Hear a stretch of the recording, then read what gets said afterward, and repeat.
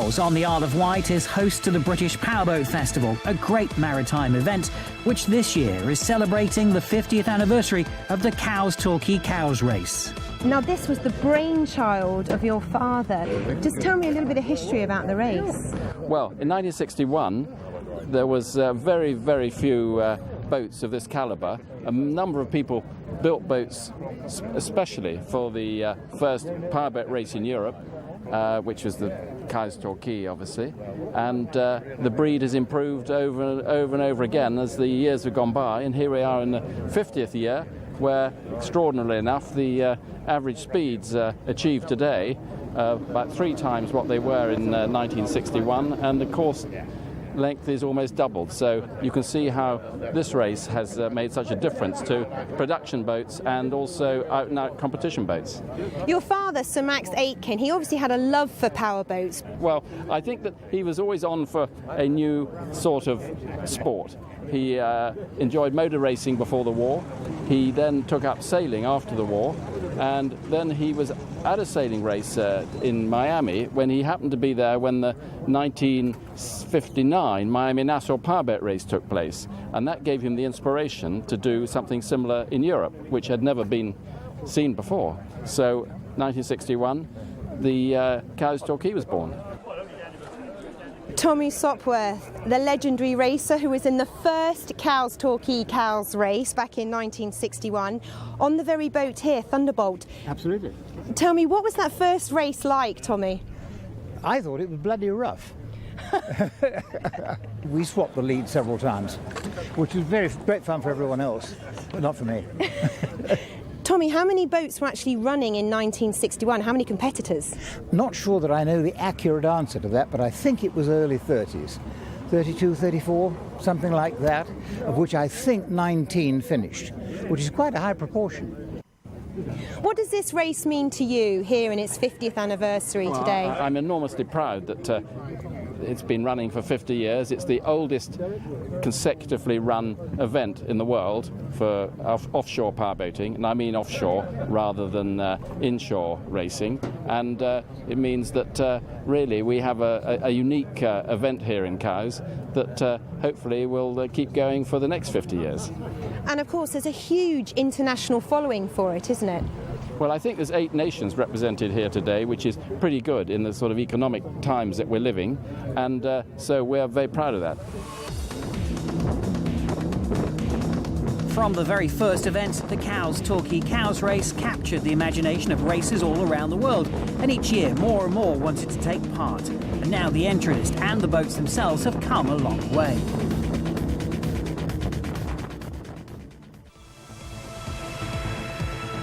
Since its inception, the Torquay Cowes race has been an inspiration to racers and boat builders.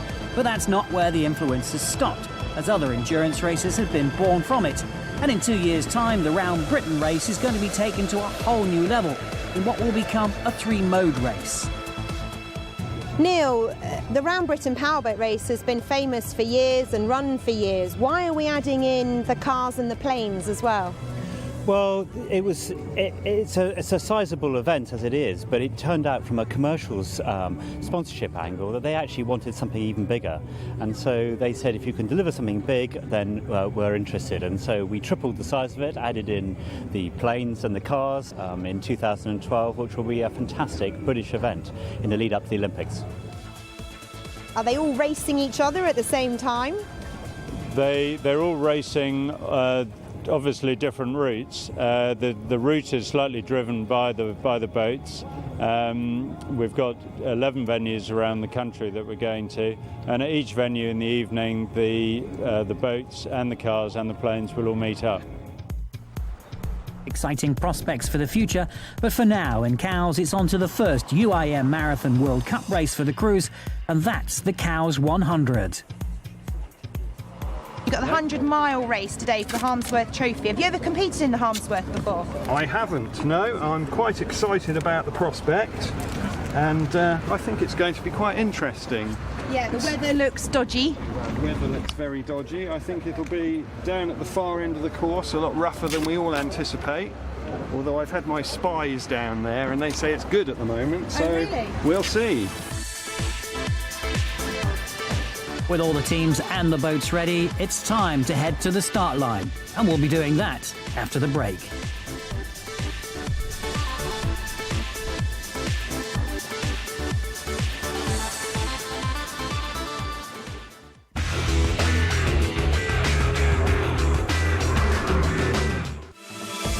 The British Powerboat Festival in Cowes is getting ready for the start of the Cowes 100 race. The weather doesn't look good today, guys. What are your thoughts? Yeah, it's a typical August bank holiday, I'm afraid. It's a little bit blowy and wet, but the course we're running is off to Portland, and we've got a northwesterly, so we'll have a fairly bumpy ride on the way up to Portland, but then we head north. We take a little bit of shelter on the way back through Poole Bay. I think the weather's improving. The only thing that's kind of worrying is the visibility, but if that holds up, we'll be fine. All the boats have made their way from the harbour in Cowes out to the muster point, ready to line up and start this prestigious race. It's a 100-mile round trip for the Cowes 100, a straight run down to Weymouth on the outward stretch before then heading back towards Cowes, skirting the bays on the inward route before a loop takes them to the finish. Well, this really is a fantastic weekend for powerboat racing. The marathon races, just something special in history. And a fantastic lineup. We look back at the boats as they get ready to take the start. We're on board with wetpunk.com now. Alongside me is Shelley Jury-Lee, British Powerboat Champion. A special day for powerboat racing, Shelley. The Harmsworth Trophy is one of the most prestigious trophies in racing to take, and this is obviously the first race for that trophy. You can see the conditions there aren't exactly flat today. It's going to be a tough race. We're on board with wetpunk.com. And that is Hannes Bohink. We saw a shot there of Going Lean just before that with Millie Pascoe, who's the youngest entrant in this race this weekend. And quite an unusual boat that we saw there with the Wetpunk one. It's actually a rib, Shelley. Yeah, Wetpunk's actually a pleasure boat, and Hannes will be the first one to admit that he's in a pleasure boat there. So conditions are going to be tough for him today. And this is an onboard view from Team Cinzano, Marcus Hendricks, Simon Woodpower and Eric Smiley. And what a shot. We've been waiting to see that boat. That is Fabio Buzzi's own boat, and what a remarkable piece of work that is, Shell. Red FPT, he's the hot favourite for the weekend, and as you can see, he went straight into the lead there. Here we've got an incredible line. Oh, somebody's taking a different course there. I think he was about to be sandwiched in there. Yeah, that was the B588 boat. And that is B100, which is Blastoff. All sorts of different boats, all sorts of different makes and sizes here, Shelley. You've got a real vary. You've got open boats, you've got canopied boats, there's different sizes. There's different sizes engines. I mean, you're literally going from 4 engines in Red FPT. Wetpunk here has got 2 engines. And then you're down to the smaller boats that have only got 1 engine. So big contrast. Obviously, they're all competing in their own classes. And of course, this is a marathon race, we have to say that, so they have different tactics. Oh, this has gone wrong quite early on for Dorian Griffiths, Rob Jenkins and Ashley Williams, because Blastoff has come to a standstill, unfortunately. And this is Powerboat Asia, who are doing a fantastic run here. This is incredible. This is a brand new boat built, probably actually built for sprint racing, so not, really built for endurance. And look at them, fantastic lead there. And we can see the changing of conditions as well as we look back from Wetpunk. And we have got Powerboat Asia in the middle of the shots, and that was Marcus Hendricks just behind there. And spectacular views. And as we said, marathon races, different tactics, and all taking different lines around this course, which they are allowed to do. You can see the conditions are really roughing up here. They'll be heading across Poole Bay now, which is renowned for being horrible waters. Well, that was another Fabio Buzzi boat that we saw there. That was Ventura, a rib, just like this one is from Wetpunk as well. This is on board Wetpunk again, and you can see the conditions are getting worse.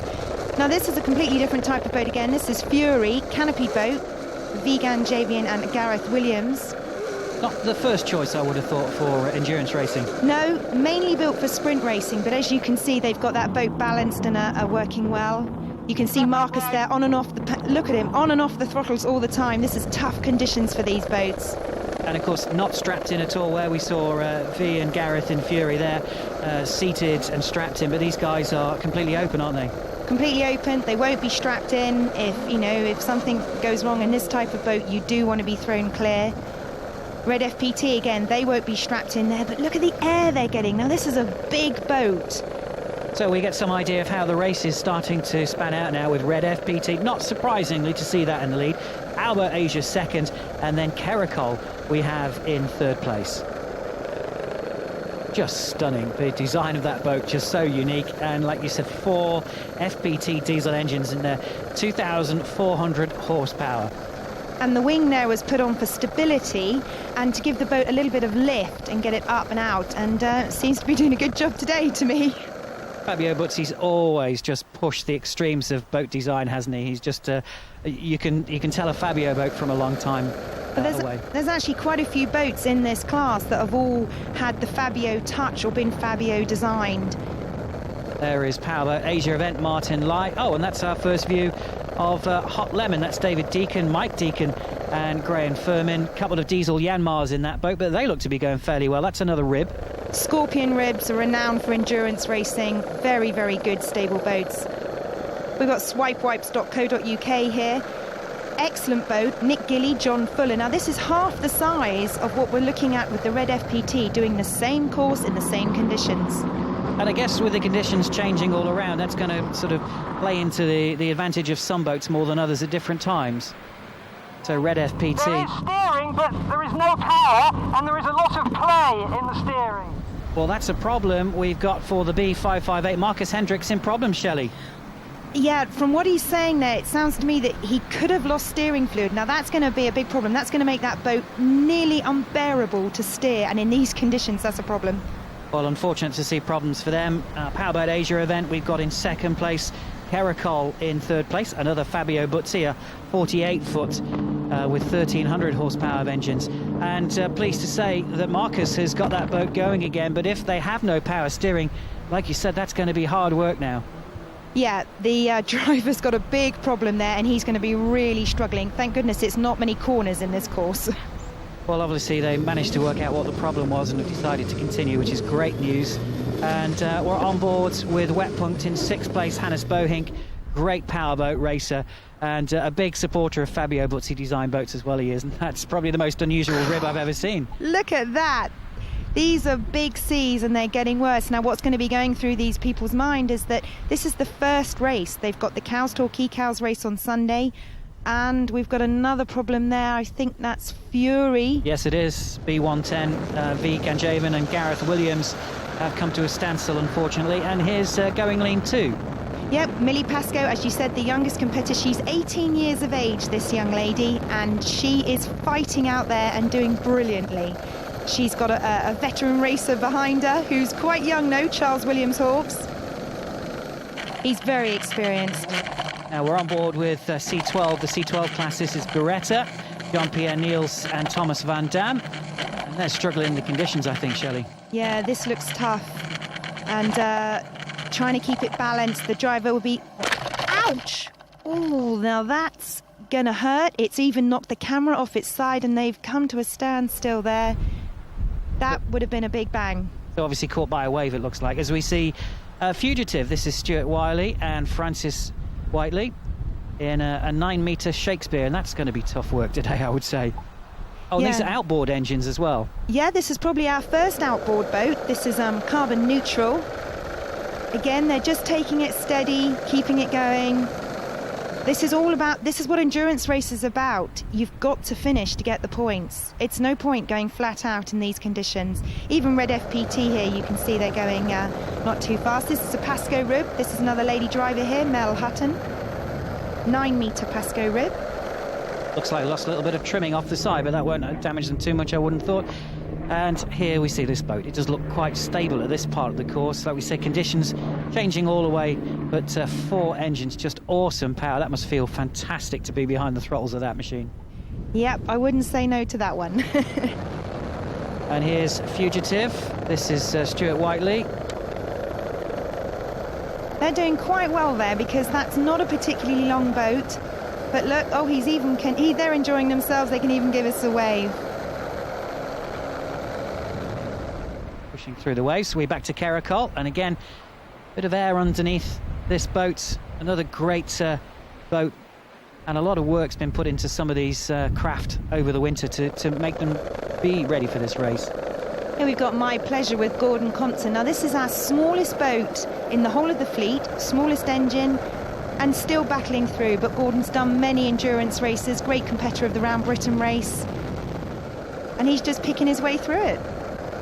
And that is Alexandra Marie. That's I-27, the class, as we see second place now. Still continuing on, Martin Lai, Tom William Hawkes and Sarah Donohoe.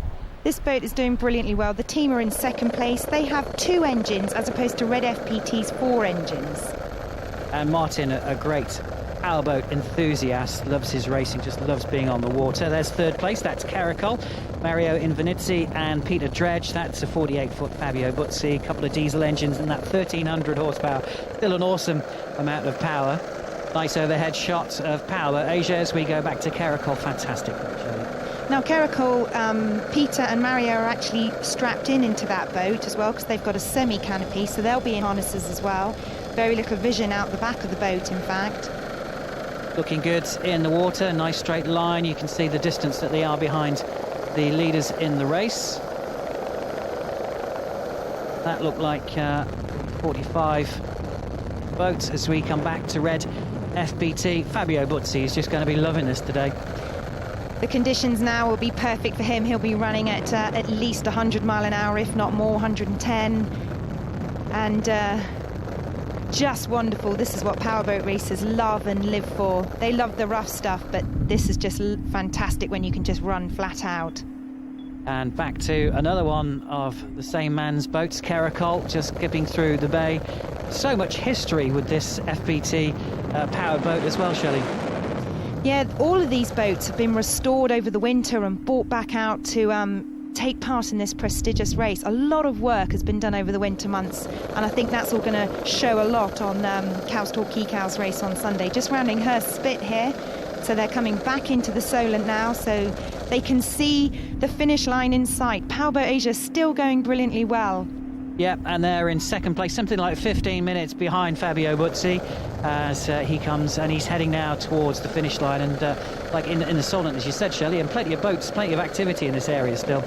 Yes, not only have you got to fight the conditions, you've actually got to fight the washes off huge tankers like this, which can certainly upset the rhythm of a boat if you hit it too fast. Well, I think we were expecting this boat to be the winner, and it's certainly going to be the case because he's not far off the finish line. And I think he deserves it with the effort that they put in to get that boat racing. Yes, they look all very relaxed sitting there, but these are nervous times when you're running flat out down to the finish line. This is when you just pray and hope that the machinery all holds together, because, you know, things can go wrong at the last minute, and that's frightening. And they've crossed the checkered line. They don't need to be worried anymore with Cows in the background, and victory it is for Fabio Buzzi, and I think secretly that's the result that we were all hoping for, really. But well done to everybody else who's taken part and also gets to the finish in this race. Red FPT win after completing the course in 1 hour 32 minutes. Powerboat Asia second from Ventura. Caracol finished outside of the class time limit by 42 seconds after problems had slowed them down. An average speed of 73 miles an hour for Red FPT, slower than the boat's capable of, but with the lead that they had, there was no need to risk an incident in the weather conditions.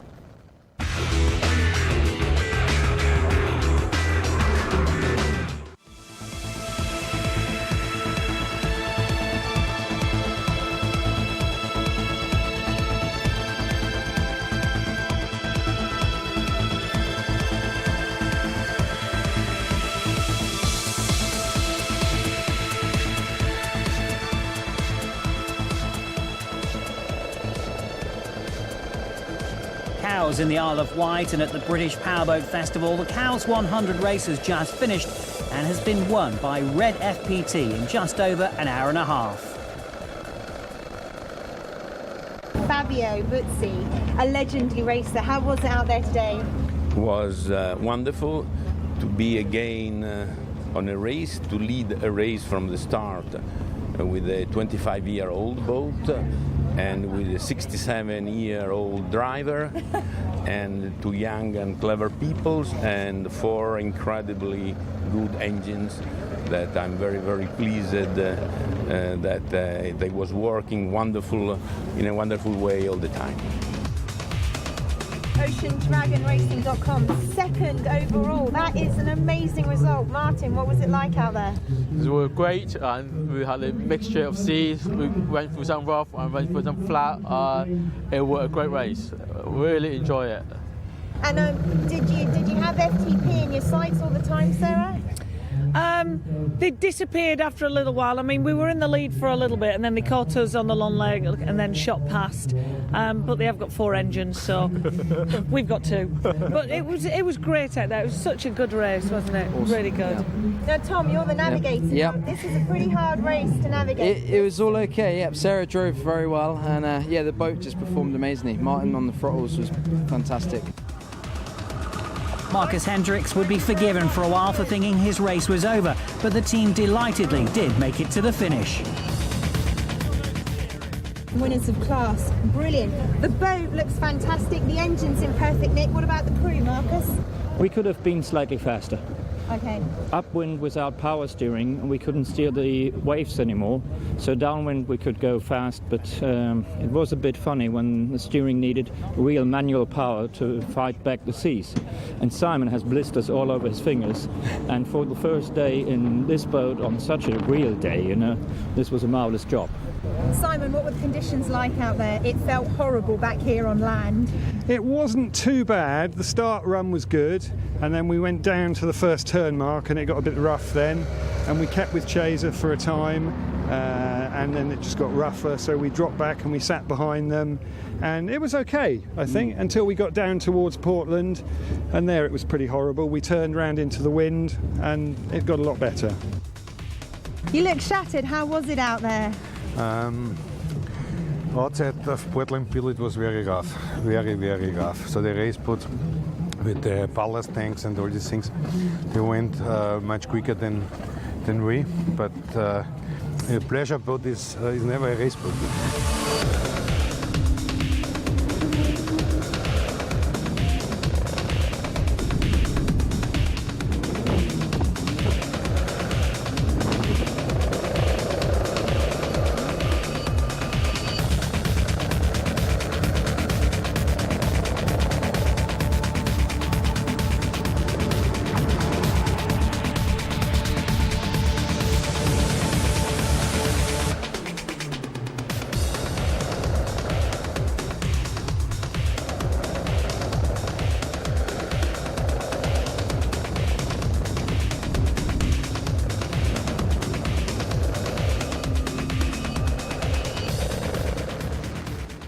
Celebration time now, then after a day's rest and preparation, the attention will turn to the gruelling Torquay Cows race. Much work to do tomorrow to get ready for Sunday for the big one?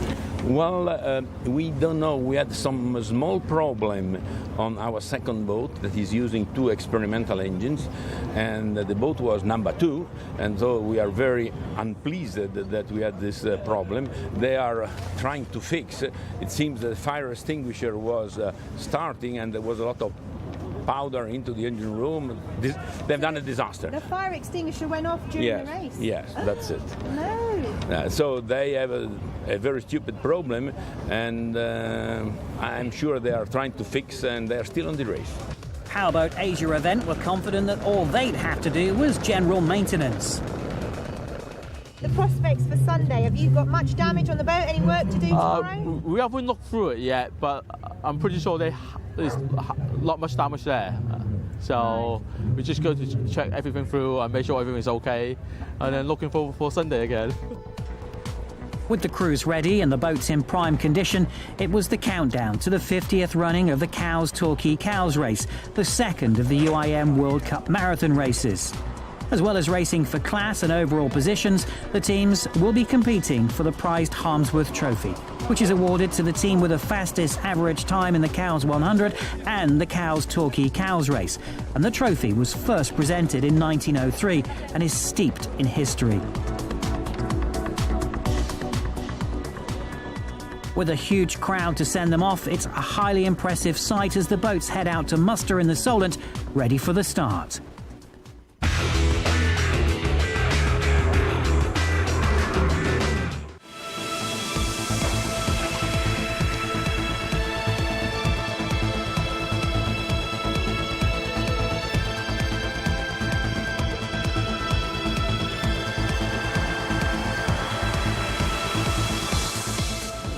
This is the view of the 30 entrants in the 2010 Cowes Torquay Cows race, preparing to start this unique and historic powerboat race.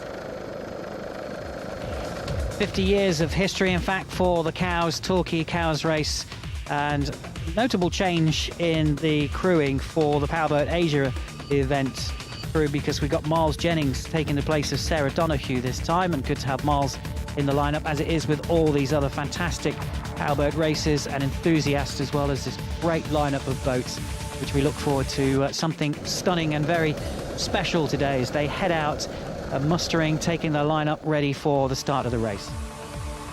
Now this course is harder than normal for the 50th anniversary, because they're actually taken beyond Torquay. They're going right down to the Skerries. So the race is even longer. We're talking 178 nautical miles. That's nearly double what they did on Friday. The crews at this point are going to be so nervous, Chris. I mean, you know, they're going to look at these conditions in the Solent. Now they've got to cross Lyme Bay. That is renowned to be treacherous, bad weather. The weather conditions and the sea conditions aren't great for these guys today, and they have got a big battle on their hands. They're also going to have to wait to make decisions until they see the conditions at certain points as well, I would imagine. Yes, now this race is, you can do all the preparation on paper, but you cannot make a decision until you round Portland Bill. That's where they're going to be making a lot of choices. Do they go inside Lyme Bay and look for calmer waters, or do they cross and take the shortest route across, which is the shortest route but can often be very treacherous and very lonely place. Sometimes, today, I reckon it's going to take them about 40 to 50 minutes to cross Lyme Bay. You won't see land all of that time. Big decisions for these crews, and they can't make that till they get there and see what it's like. Of course, we've got the Red Jet there as the start boat, which is usually the high-speed passenger ferry from Southampton to the Isle of Wight. So great to have them as the start, and it looks like we're going to get a green flag very shortly. And yes, we have. Look, Red FPT straight out there, throttles down, and he's straight into the lead. Fantastic. Yes, unleashing the might of those 4 FPT diesel engines as we go on board with Team Cinzano. Picking their way through anxious times with so many boats in a fairly small area. You've got to be careful, have your wits about you. Yes, these waters are quite unnerving in this part of the country. There's a lot of traffic going around. Now, this is an endurance race, so it doesn't really matter at the moment. You know, it's not like you've got to race to the first corner and get a good line. So you're really just looking for some clean water and picking your space.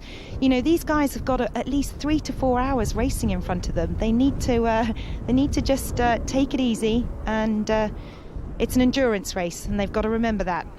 So Red FPT has streaked out to the lead. Powerboat Asia is there in second, and then 2 boats running close for third. We've got Fury and also Silverline. Good to see Drew up there.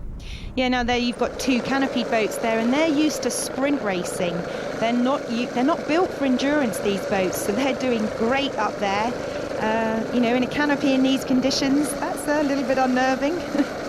Yeah, and certainly V wanting a good result today after retiring in the Cowes 100, and that fountain looking under good control as always with Drew. There is V and Gareth Williams in Fury, 1400 horsepower, the Ilmore petrol engines, very distinctive sound that you get from that once it's unleashed. Yeah, 11-metre Phantom boat there, great boat, but again built for sprint racing. On board with Cinzano here. Now you can see the conditions here, they're already getting big. Look at the bow going up and down. Finished 4th in the Cowes 100s, and certainly looking to improve on that if they can. And yeah, certainly that's looking a lot harder work at the minute. Yeah, this is going to be a very tough race. Look at the air they're getting there. Now look at Powerboat Asia. This is fantastic. Powerboat Asia event have got 2 engines. Red FPT's got 4 engines, and they're already taking a lead off of them. Certainly made up some ground there as well fairly quickly, and Martin is obviously very comfortable and taking a lot of air, but seems quite happy. The boat's balanced beautifully there. It's just riding the waves. Martin loves these conditions. He's a crazy driver, and he just goes for it. It's brilliant. And Miles Jennings will be enjoying that as well as we go on board with the B558 in the B-class entry. Look back, Martin in Powerboat Asia has just gone through, and there is Red FPT. We've got a lot of spectator boats out there. You can see all the spectator boats out watching this event, which is great because these conditions wouldn't be very nice for them either. It looks pretty rough and wet out there. We're on board with Hannes Bohink in wet punt, and it looks to me as if he's slowing. Yeah, the navigator's got his hands on the head there. That's Ed Williams Hawks in the back there with his hands on his head. I'm not sure whether they've got a problem. I mean, as Hannes said yesterday in the interview, you know, it's a pleasure boat and he was hoping for slightly better conditions. Yeah, unless he's just finding it hard going and just deciding to err on the side of caution. And we've got Caracol coming up now. Good to see them catching up. And he's just gone past Fury. Now, Fury will know that he's got some speed in the flat on practically all the boats in front of him, actually. So that's going to be interesting when it flattens out a bit. Yeah, and Hannes looks like he's slowing right down. Is it a problem, or is he just taking... Oh, look out. Look at that. That is hard work. It's like the worst. Oh, these are big conditions. Look at the size of these seas. Now, these boats are going to be getting airborne over them. Yeah, I'm afraid Hannes is very much slowed down there. Maybe he's called it a day. Caracol's still going strong though, but they're all taking it steady. I love that boat. It just looks fantastic and good to see it racing. All credit to the people that have brought it here to take part in the 50th anniversary. And Fabio Buzzi will be pleased to see that running well. But Fabio in his other boat in the A177 Red FPT, currently still in second place. And Powerboat Asia event is still our race leader. Powerboat Asia event are doing fantastic. I mean, they're getting really quite a good lead on these guys now. Let's just hope they can keep it going and get through the whole 178 nautical miles these guys have got to do. It's going to take them a good 3 to 4 hours today. And these conditions, of course, a bit more of a leveler, because although this is an incredibly powerful boat, they can't use all of that power in conditions like this, Shelley. No, in these conditions you've got to pick your way through, save the machinery. You're literally jumping off every other wave. Look at this, we've got a Scorpion coming through here. This is Hot Lemon. Now, great endurance boats here. David Deacon, Mike Deacon and Graham Furman in that. And not a massively powerful boat either, 630 horsepower, those two diesel Yanmars they've got. No, but great contenders. Endurance race did very well in the Round Britain race in 2008. The Scorpions, and quite a comfortable ride, but not the top end speed. No, and just catching up, I thought also with this boat as well. Now we've got Team Chins on there, Marcus on and off the throttles. Simon Woodpower's driving this boat, old veteran racer. Been racing since the 80s. So although we've got a lot of boats out, we've got a lot of boats come back from many years ago, often 20-year-old boats. We've got a lot of racers that have come back as well, who started racing in the 80s and have had a break, and they've all come back in for this very historic event and to be part of the dream today. Yeah, and also back with the boats that they love and that are a big part of their history, as much as every other enthusiast's history as well. Yeah, a lot of these boats, a lot of the old boats were actually racing in Class 1 back about 20 years ago, and it just shows how racing has changed. And it looked as if we had a positions change as well, because that looked like Hot Lemon had got ahead, as we see another rib there. That's Ventura. And big news is that this boat is now in second place. Fabio Buzzi has taken the lead because we unfortunately have lost Powerboat Asia. They've hit problems as we look at the Apache boat, another great classic American boat, Shelley. Yes, 20 years old, brought over from the USA by Tony Toll, restored, got ready for this prestigious event, and they look like they're really enjoying themselves in there today. 8th place, this is Swipe Wipes, Code Up UK, Nick Gilly and John Fuller, and they're having a good race, two-man crew. Now this is actually built as a pleasure boat with pleasure boat engines, and they're out there in the biggest endurance race in the world. It's fantastic. Yeah, we saw Great Ghost there as we now go back on board with the 558 entry, Marcus Hendricks. And we can hear the engines. It sounds like they're being able to open them up a little bit more now. Yeah, that's the good old Ilmore engines there. I think they're getting a little bit of protection from the land here, so they've they're going flat out. Scorpion rounding Portland Bill here, still getting a bit of air there, but you can see they've got the throttles down and they're just being able to get some speed. Silverline's still doing well. We've actually got father and son in this boat, and they still look like they're getting some big air there and some rough water. Oof. kind of stuff there. Great when you're in a canopy because it just goes straight over the top. Yeah, they are working hard inside that. Oh, and here's another great boat to see. This is Dry Martini, Eric Kroom, Michael Bontoft and Loring Miller as well, the Chevy-powered boat. Another beautiful lady brought back from America and restored. And here another classic boat, G. She's done many Torquay cows races and round Britain. Crew waving. She's got a crew of thousands on here. I think there's about 6 of them on there, all waving and enjoying themselves, which is great to see in these tough conditions. Yeah, all thoroughly enjoying themselves in this race. And there is Wet Punked out of the water. And Hannah's decided to call it a day. The conditions just a little bit too much rough for that boat. Now this boat here is the smallest boat in the whole of the fleet. My Pleasure, Gordon Compton, fantastic endurance racer, loves these conditions, and he's doing very well out there. Well, something very unusual going on with this boat at the minute. It's one of the crew just getting back in, unless they've had something come loose at the front that they've had to alter. They've got fuel caps at the front. I'm wondering if one of them had opened. You definitely don't want salt water in there. Now we're at a key point of the race here. Now Portland Bill is the place chosen by the racers where they're going to determine which way they're going to go. Do they tackle the endless void of Lyme Bay, or do they go inside, try and look for some calmer waters? Now they would have had a weather briefing this morning. They know it's force 5 to 6 with 2 to 3 metre confused seas. So what do they do at this point? Now the crew will all be discussing this. They've probably been discussing it all the way down to Portland Bill, to be honest. Now it'll be very interesting to see what happens. I would imagine, Chris, that in these conditions they're all going to go in and look for some calmer water, because trust me, at this point they're going to want some rest on their bodies and machinery. Well, it certainly looked as if V was just taking a different line as he went off, but you can still see how hard these boats are working in these conditions, really spending a lot of time out of the water. Well, this is one of the biggest boats in the fleet. We're probably looking at 7 to 8 tons there of machinery. Think how the smaller boats back are doing. I mean, look at it. This is probably one of the worst conditions that these boats are racing in. Leader, and making it look quite easy despite the conditions, I have to say.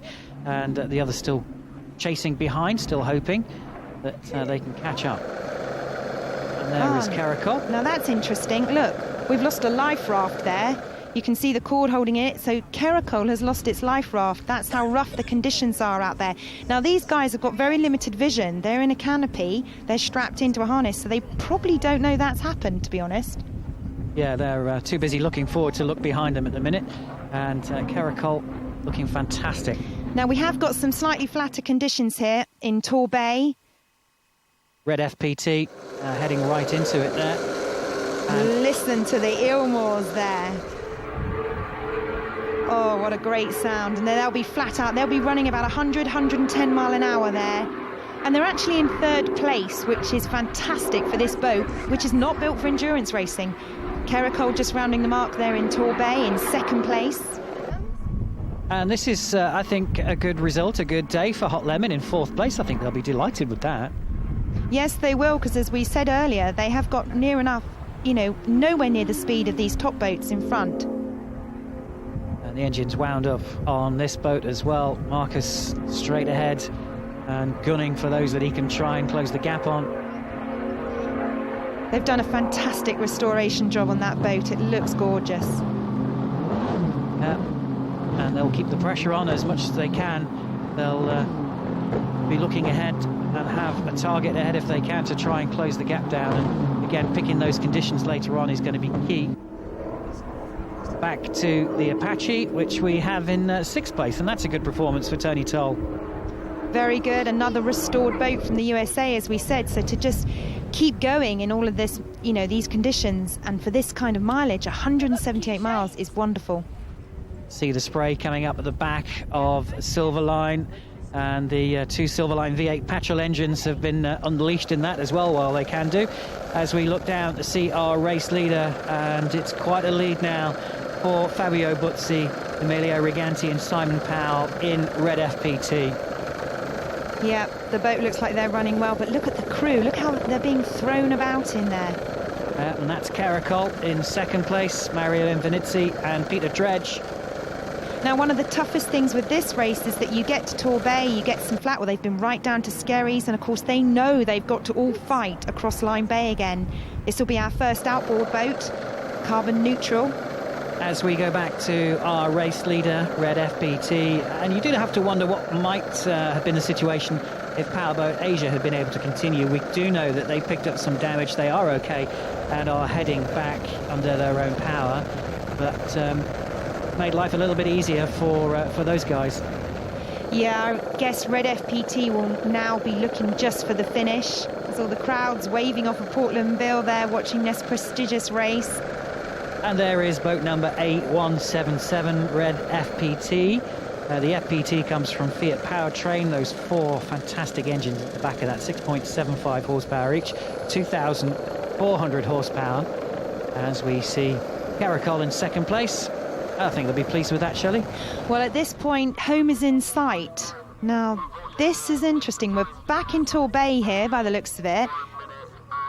Oh, right. We've been informed that G have been given a red flag in Torquay because they know they're not going to make it back in time for the finish line back in Cowes because of the speed that they were running in these conditions. So that's disappointing for that crew, but I'm sure they've had a great time just being involved in this great race.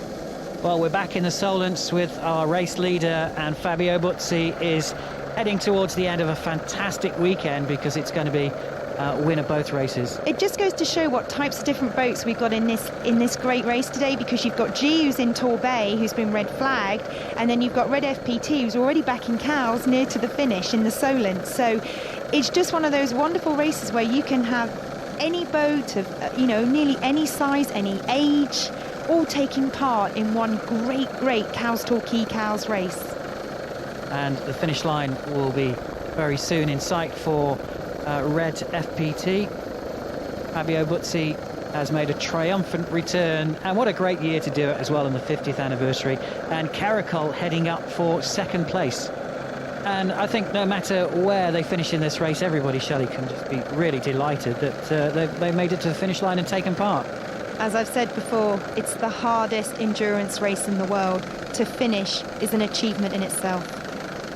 Yep, and the checkered flag has been waved for Caracol. We look back to third place, and think V and Gareth can be very pleased with this. I would imagine at the moment in that cockpit they are absolutely screaming their heads off with enjoyment. This is a fantastic result for this boat. And it looks as if they made a little bit of time up, taking a straighter line route on the way back from what we hear. Yes, they have. Now they're coming down at the Solent flat out. Brilliant. 3 hours and 26 minutes of hard racing for Red FPT, winning this famous marathon by 4 minutes from Caracol. Fury were third overall and first in their class. And Red FPT also secure the prized Harmsworth Trophy. Fabio Buzzi, how does it feel to win the Harmsworth Trophy on the 50th anniversary? Great satisfaction and great love for this boat. It is a boat that a magazine in Italy came out saying that it is the most winning boat in powerboat history, which is absolutely true. And this is a new confirmation. You have to remind that this boat was winning here at the Cowes Torquay in 1988, and now is winning again after 22 years with incredible new FPT engines, and which are really the secret of the victory. Second overall, fantastic. What was it like out there in Venice? For me, the boat and the engine, all the combo is very, very beautiful race. I think it's a beautiful job. I thank Peter because all is perfect in the map, in the GPS. Okay, this race is a beautiful race for me. What a remarkable achievement. Third overall in the Cowes Torquay Cowes, and it's horrendous out there. What was it like? I don't know, it was just rumours. I heard it was quite flat actually. Oh V, you're so calm and you're talking rubbish. No, Tell me the truth. It was a very big sea, very, very bumpy. I'm just exhausted at the moment. You look like a baby compared to those two monsters over there. Tell me about half the size of these two. Exactly. And half the horsepower. Emilio, avanti! The champagne celebration, ladies and gentlemen, Torquay Race.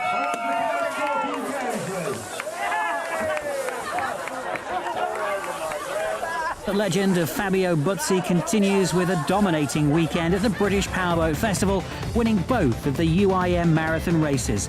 But credit has to be given to all who competed, and those that made it to the finish can be proud that they really have achieved a memory that will always be with them.